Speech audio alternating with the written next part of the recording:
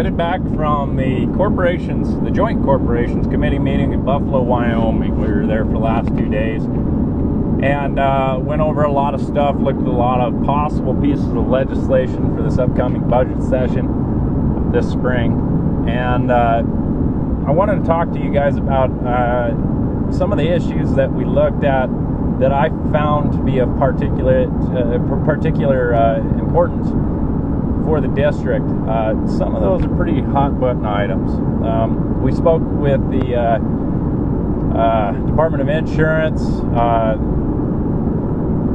We talked about several issues there regarding parity, regarding I did have the opportunity to speak to Mr. Tom Glaus, who heads up the Department of Insurance, about what we're looking at with the Cadillac tax from the ACA, and it's really a bad situation. The state of Wyoming's freaking out pretty big about it too. He did let me know that there is a pretty good possibility for federal legislation to take place to clean up that Cadillac tax issue, because we're not the only state, as far as our state employees are concerned, but just as far as the state itself, citizens throughout the state having higher than normal insurance because of where we live. It seems this Cadillac tax plan would definitely hinder us just because of where we live.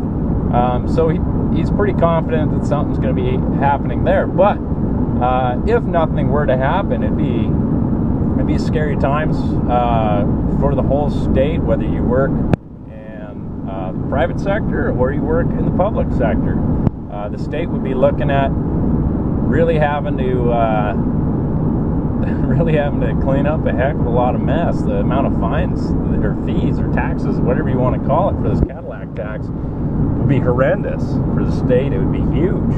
And on top of that, if you look at what we've tried in the past, or attempted to do with getting the local counties to be able to buy into the state's medical, and that's a make sense deal in my opinion. It's the counties would be able to buy into a larger pool. They'd be able to save quite a bit of money by buying into the state plan. Well, if they're in on the state plan, who would pay that tax then? Would the state have to pay it, or would the county pay it because it's their employees if they're bought in on the state plan? So all very interesting stuff to look at, and it's something that I plan on calling our federal representatives, as far as Congressman Cynthia Lummis and our two senators, Senator Anzi and Senator Barrasso.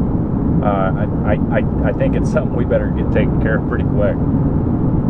We've talked about some election issues. One of the election issues that was really a hot button item had to do with changing the date of when you can register or change your registration within your party. The reason and the scope behind this bill is there's concern that people are changing their party affiliation right before or during the primary, and then changing it back to whatever they were before during the general. And the reason they do that is so that they have the opportunity. Well, there's multiple accusations going. Number one is that they're nefarious and they're trying to elect the worst possible candidate for a position from one party, so that their candidates or their party's candidate will have an easier time in the general election. The number two reason is because they don't have anybody in their party actually running for anything, so they want to vote. And this was a real hot button item. Whether any of that's true, and I'm sure in certain situations it most likely is very true.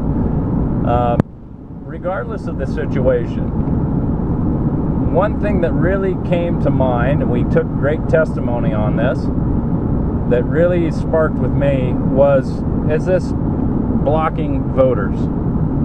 Essentially, if what we did and what the bill would have done was it would have changed voter registration from 14 days before the primary to 97 days.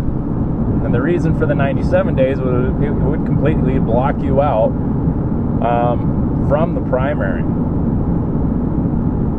So you couldn't change your voter registration. Well, my argument there is, are there those that suddenly have an epiphany and switch from Republican to Democrat or Democrat to Republican and just actually have a legitimate change? And would we be blocking those people from voting in the primary? At that point, I think we would. Yeah, absolutely. And then secondly, we've got a real issue on constitutionality.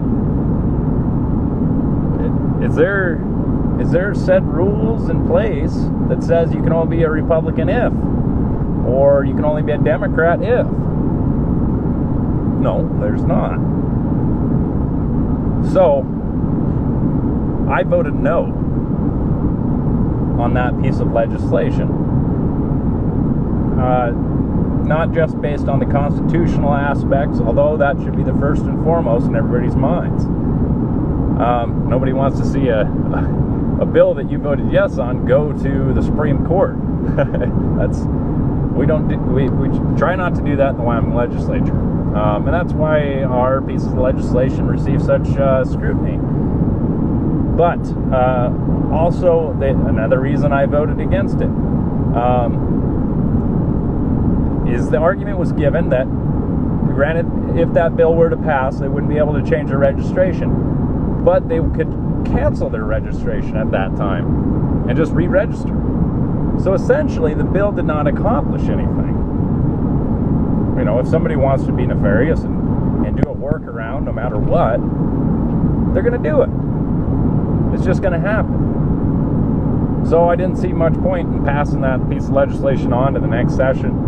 So she died, and it was a close vote. It was 6-7.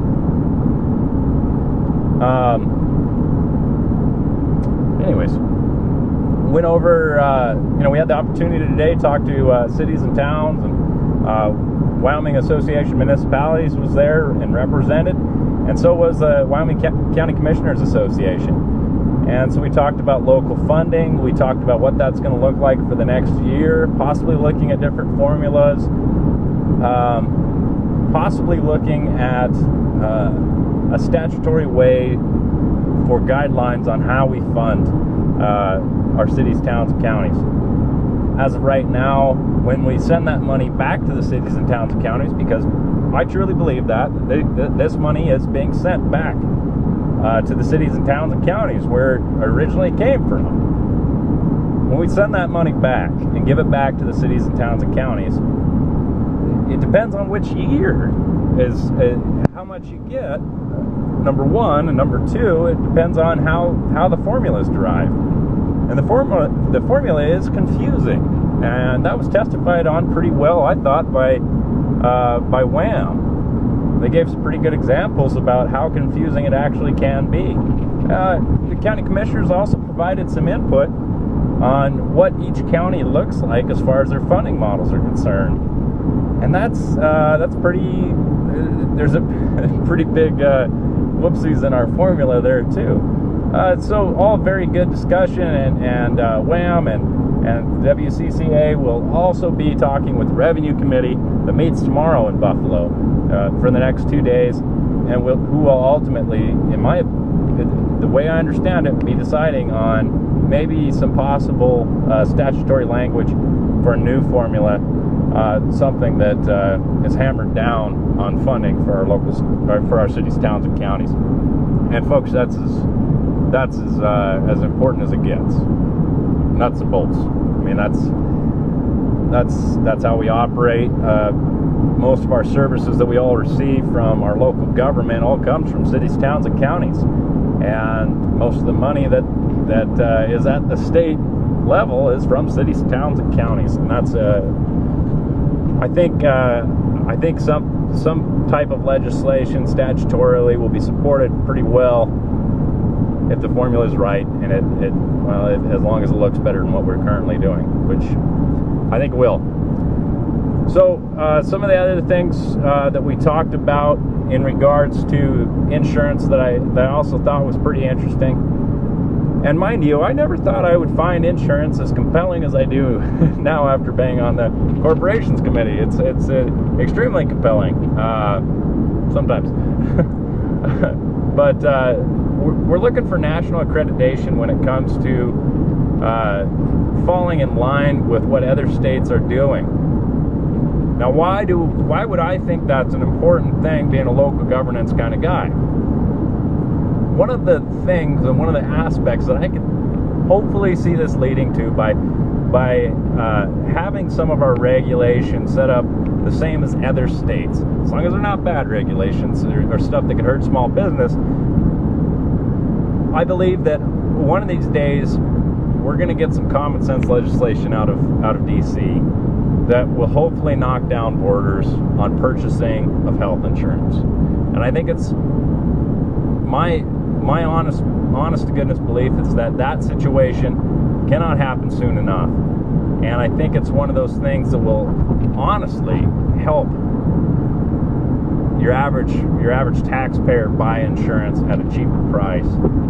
It's silly that you can't buy insurance across state lines right now anyways.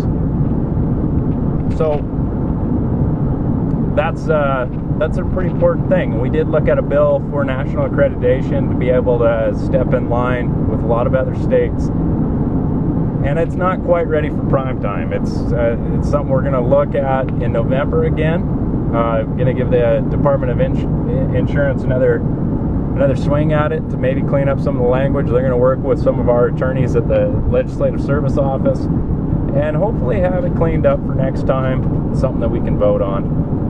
Just a couple of things that we all agreed that needed to be cleaned up. They're going to take care of. Talked about pharmacies a little bit. That was some heated conversation in regards to MAC pricing, your maximum allowable cost for pricing on some of these prescription type pills as far as what's being bought at.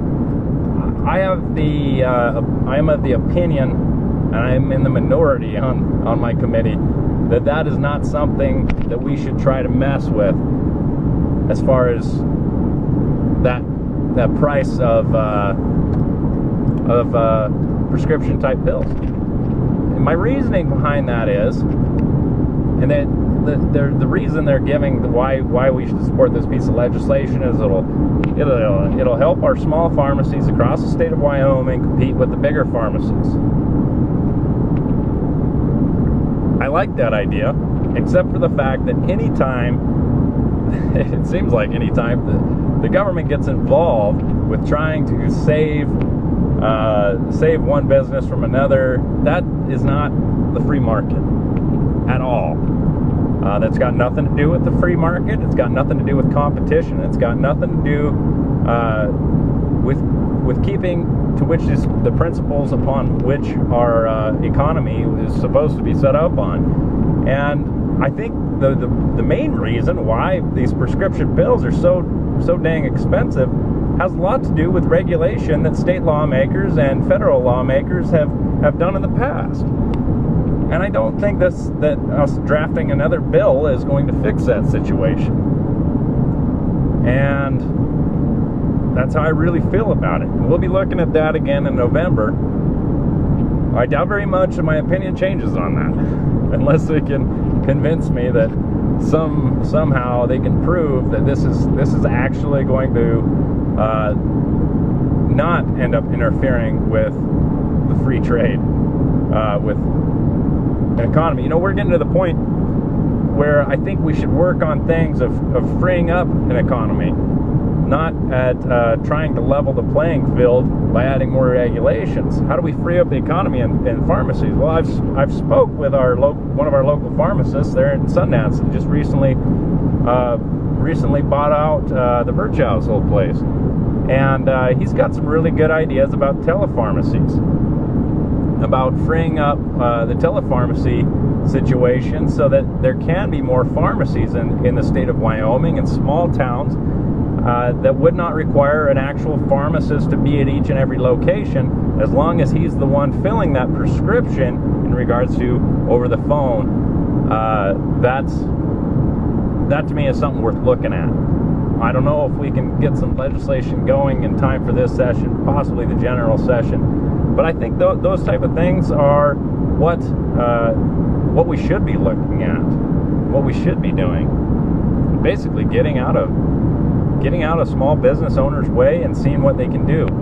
But lots of debate on that one. It's a pretty heated topic, like I said, and there's plenty of legislators that disagree with me on that topic, and that's good. You know, if we all agreed, we wouldn't get, you know, we wouldn't end up with some of the good pieces of legislation that we've had.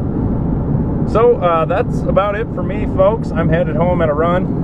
I'm not speeding. If any highway patrol are listening to this, going the speed limit. But I'll see you guys around House District 1, Crook and Weston County, and I hope everybody's had a great Labor Day. Until the next time, which will be quick. We got Ag Committee coming up next week. So expect some agriculture updates in regards to what's going on across the state, possible pieces of legislation. There's a couple big ones out there. We'll talk to you later. Have a good one.